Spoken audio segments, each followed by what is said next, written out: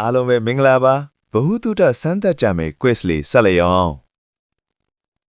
ပထမဆုံးမေးခွန်းကတော့ကမ္ဘာပေါ်မှာအမြင့်ဆုံးအဆောက်အဦကဘယ်ဟာဖြစ်မလဲနံပါတ်1ဘာဂျီခါလီဖာလားနံပါတ်2အိုင်ဖယ်တာဝါလားဒါမှမဟုတ်နံပါတ်3တိုကီယိုတာဝါလား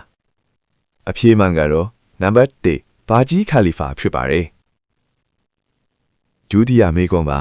လူခန္ဓာကိုယ်မှာသွေးကိုစစ်ထုတ်ပေးတဲ့အင်္ဂါဟာဘာဖြစ်မလဲD အသေးနံပါတ်2ကြောက်ကန့်နံပါတ်3အစုံအဖြေမှန်ကတော့နံပါတ်2ကြောက်ကန့်ဖြစ်ပါတယ်ကဲတတိယမေးခွန်းကိုတော့ရအောင်ကမ္ဘာပေါ်မှာအကြီးဆုံးသမုဒ္ဒရာကဘယ်ဟာဖြစ်မလဲ D အတ္တလန်တိတ်နံပါတ်2ပစိဖိတ်နံပါတ်3အိန္ဒိယအဖြေမှန်ကတော့နံပါတ်2ပစိဖိတ်သမုဒ္ဒရာပဲဖြစ်ပါတယ်ဆက်ပြီးတော့နောက်ထပ်မေးခွန်းလေးတွေကြည့်လိုက်ရအောင်လေးခုမြောက်မေးခွန်းကတော့မြန်မာနိုင်ငံရဲ့လွတ်လပ်ရေးနေ့ဟာဘယ်နေ့ဖြစ်မလဲ၁၄ရက်ဇန်နဝါရီ1948နံပါတ်2စနေရက်ဖေဖော်ဝါရီ1949နံပါတ်3 29ရက်မတ်1945အဖြေမှန်ကတော့နံပါတ်1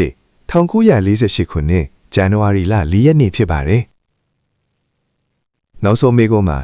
နေကနေကဘာကိုအလင်းရောက်ဖို့ဘယ်နှစ်မိနစ်လောက်ကြာမယ်ထင်ပါသလဲ1 10မိနစ်နံပါတ်2 1မိနစ်နံပါတ်3 15မိနစ်အဖြေမှန်ကတော့နံပါတ်1 10မိနစ်ခန့်ဖြစ်ပါတယ်အားလုံးပဲအဖြေပဲနှစ်ခုမှန်ကြသလဲနောက်ထပ်ဘဟုတုတတွေအတွက် follow လုပ်ပြီးစောင့်ကြည့်ပေးပါဦးနော်